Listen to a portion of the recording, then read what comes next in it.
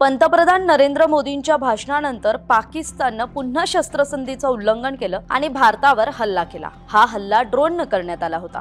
आता हा हल्ला नेमका कुठे कुठे झाला, कसा झाला आणि त्याला भारतानं कसं प्रत्युत्तर दिलं तेच समजून घेऊयात। पहिला हल्ला झाला तो म्हणजे जम्मू काश्मीर मधल्या सांबा जिल्ह्यात। आता जम्मू काश्मीरच्या सांबा जिल्ह्यात पाकिस्तानकडून अंदाजे 10 ते 12 ड्रोन्सनं हल्ला करण्यात आल्याची माहिती आहे। आपण जर पाहिलं तर सांबा जिल्ह्याची सीमा ही LOC नाहीये, तर तिथे इंटरनॅशनल बॉर्डर आहे, म्हणजे भारत पाकिस्तानची तिथे आंतरराष्ट्रीय सीमा आहे। तरी भारतीय एअर डिफेन्स सिस्टीम आणि BSF न मिळून पाकिस्तानच्या ड्रोन हल्ल्याला चोख प्रत्युत्तर दिलं। बरं, हा हल्ला नेमका कधी झाला तर पंतप्रधान नरेंद्र मोदींचं भाषण संपता लगेचच पाकिस्तानच्या बाजूने हा पहिला ड्रोन हल्ला करण्यात आल्याची माहिती आहे। पण यात भारताचं काहीही नुकसान झालेलं नाहीये। दुसरा हल्ला झाला तो म्हणजे पंजाब जिल्ह्यातल्या जालंधरमध्ये। जालंधर जिल्ह्याची सीमा पाहिली किंवा जालंधर जिल्हा जर आपण पाहिला तर त्याची सीमा अजिबात पाकिस्तानला लागून नाहीये। तरी सुद्धा जालंधर जिल्ह्यातल्या मांड गावात अंदाजे रात्री 9:15 9:30च्या दरम्यान एक सर्वेलन्स ड्रोन दिसून आला, जो गनशॉटद्वारे पाडण्यात आला। त्यानंतर स्थानिक पोलिसांनी तात्काळ तिथे धाव घेतली आणि तो परिसर बंदिस्त करून सुरक्षेच्या कारणास्तव नागरिकांना तिथे न जाण्याचं आवाहन केलं। पाकिस्तानच्या या ड्रोन्सचे म्हणजे पाडलेल्या ड्रोन्सचे तुकडे फॉरेन्सिकसाठी सुद्धा पाठवण्यात आलेत। बहुधा हा ड्रोन रावी नदीच्या पात्राजवळून सोडण्यात आला असावा अशी शंका आहे। आणि तिसरा हल्ला सुद्धा पंजाब जिल्ह्यातल्याच कपूरथला इथे झाला।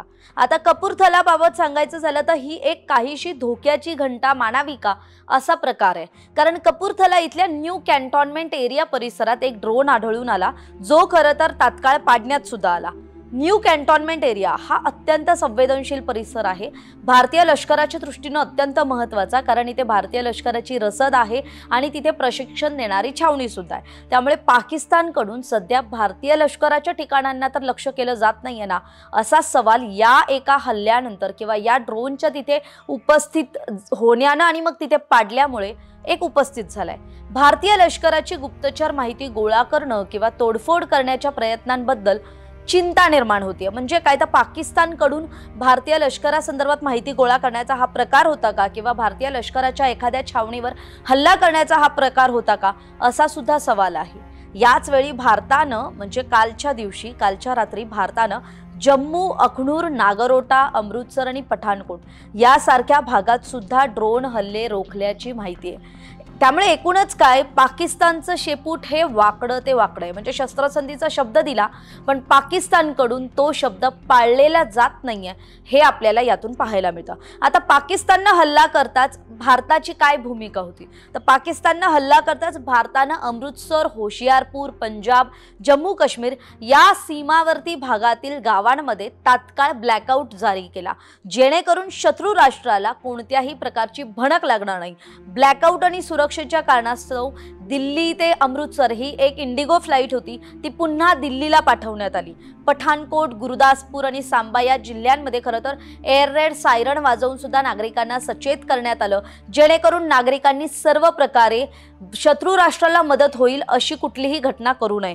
अर्थात काय तर घरातील आणि परिसरातील संपूर्ण वीज बंद करण्यात यावी, घरात बंदिस्त व्हावं, स्वतःला सुरक्षित करावं, घराच्या गच्चीवर बाल्कनीत येऊन कुठल्याही प्रकारे विजिबिलिटी आणण्यास मात्र मनाई करण्यात आली होती। आता पाकिस्तान असं का करतंय, म्हणजे पंतप्रधान नरेंद्र मोदींच्या भाषणानंतर लगेचच पाकिस्ताननं हल्ला का केला, तर यातले काही 2 अर्थ आहेत महत्त्वाचे। ते म्हणजे पाकिस्ताननं मोदींच्या भाषणानंतर हे ड्रोन हल्ले जाणून बुजून घडवलेले दिसतात। कारण का तर भारताच्या ज्या नियंत्रणाच्या दाव्याला आहे त्याला ते कमजोर करण्यासाठी हे हल्ले होत असावेत।